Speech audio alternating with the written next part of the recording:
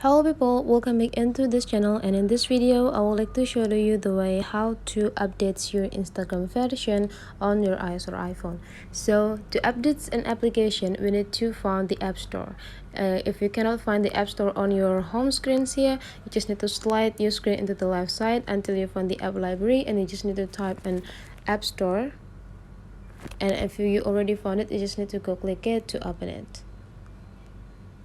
And here is the logo whenever you open the App Store. Now you just need to jump into the search button, and in the search part here you just need to type Instagram, and after that you just need to click it to access the Instagram. And if the application has the new version of it, there will be like right in here the update button, so you just need to go click it.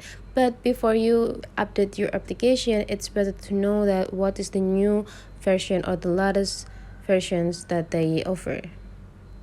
So the latest version contain bug fixes and performance improvement, so you just need to go click update if you're dealing with their offer.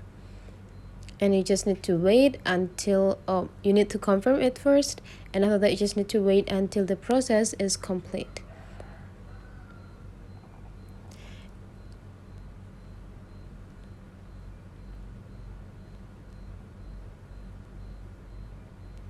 And now will be the sign of the running process whenever the application starts to be updated.